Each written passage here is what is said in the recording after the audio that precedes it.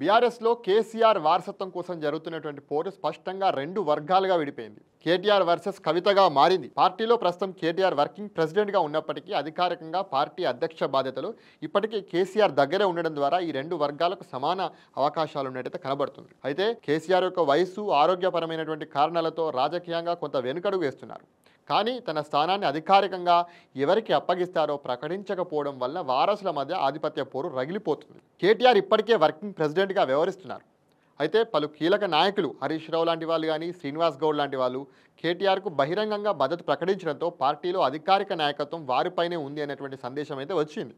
అయితే ముఖ్యంగా కేసీఆర్ దైనందిన కార్యకలాపాల్లో పాల్గొనడం తగ్గించడంతో కేటీఆర్ అనఫీషియల్గా పార్టీ చీఫ్గా మారిపోయారు. అయితే సంస్థాగత ఆధిపత్యం ఉన్నప్పటికీ కూడా కేటీఆర్కి ప్రజలతో ప్రత్యక్ష సంబంధం విషయంలో కొంత కేటీఆర్ వెనుకపడ్డారనేటువంటి విషయం అయితే చెప్పాలి.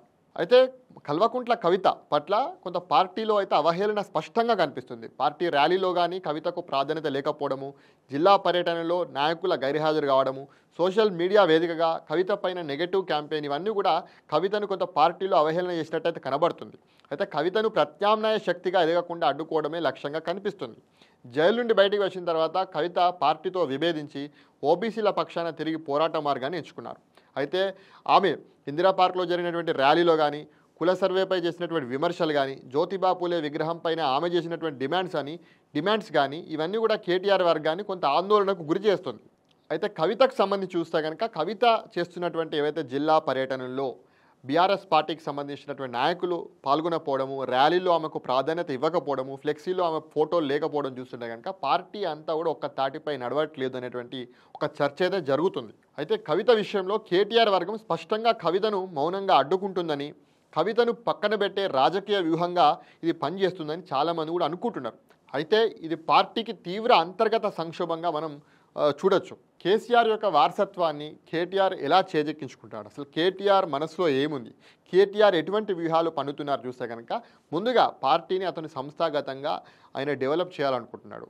సంస్థాగతంగా అధికారాన్ని చేజెక్కించుకోవాలి పూర్తి స్థాయిలో అనేటువంటి భావనలో కేటీఆర్ అయితే ఉన్నట్టయితే కనబడుతుంది. అందులో భాగంగా సీనియర్ నేతలను కానీ, ఎమ్మెల్యేలను కానీ, మాజీ ఎమ్మెల్యేలను కానీ అందరిని కూడా ఒకవైపు తీసుకొచ్చి తన వైపు తిప్పుకునేటువంటి ప్రయత్నం అయితే కేటీఆర్ చేస్తున్నాడు. అదేవిధంగా పార్టీకి తాను సహజ వారసుడని, సహజ సిద్ధంగా వచ్చినటువంటి వారసుడిగా తాను ప్రచారం చేయించుకోవడం ద్వారా కూడా కేటీఆర్ వ్యూహంగా కనబడుతుంది. పార్టీని ముందుకు నడిపేటువంటి నాయకుడిగా తనని నిలబెట్టేలా ప్లానింగ్ చేయడం కూడా, అంటే పార్టీని భవిష్యత్తులో ముందుకు నడపడానికి కేటీఆర్ మాత్రం తప్ప ఇంకెవరూ లేరు అనేటువంటి వ్యూహం అయితే ఆయన పన్నుతున్నట్టయితే కనబడుతుంది.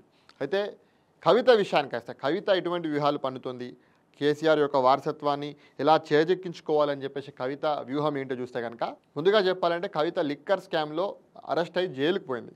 తను జైలుకు పోవడాన్ని ప్రజల మధ్య సానుభూతిగా తెచ్చుకోవాలనేటువంటి ప్రయత్నం అయితే కవిత భవిష్యత్తులో చేసేటువంటి అవకాశం అయితే కనబడుతుంది.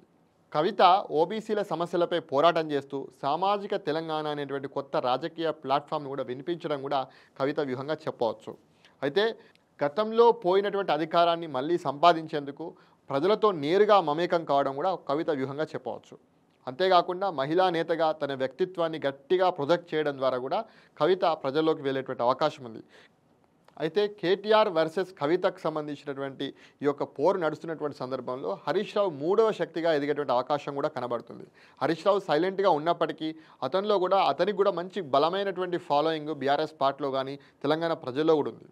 అయితే ఇటీవల ఆయన చెప్పినటువంటి మాటలు చూస్తే కనుక కేటీఆర్ నాయకత్వంలో తాను పనిచేస్తున్నటువంటి మాటలు కొంతమంది తాత్కాలిక మౌన అర్ధ అంగీకారంగా కూడా చూస్తున్నారు.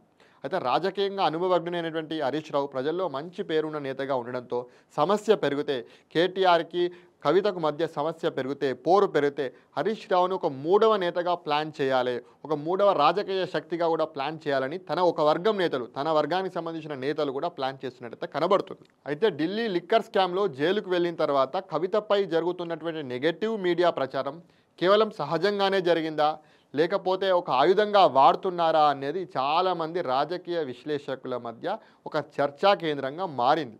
అయితే ఆమెను రెండో వైఎస్ షర్మిలగా కూడా వర్ణించడము, రియల్ ఎస్టేట్ బెనిఫిట్స్ కోసం కుట్రలు అనేటువంటి ఆరోపణలు రావడం, ఇవన్నీ చూస్తే కనుక ఈ ప్రచారానికి కేటీఆర్ వర్గమే ఒక రకంగా కారణము అనేటువంటి ఆరోపణలు ఇవన్నీ కూడా ఊహాగానాలు కావు.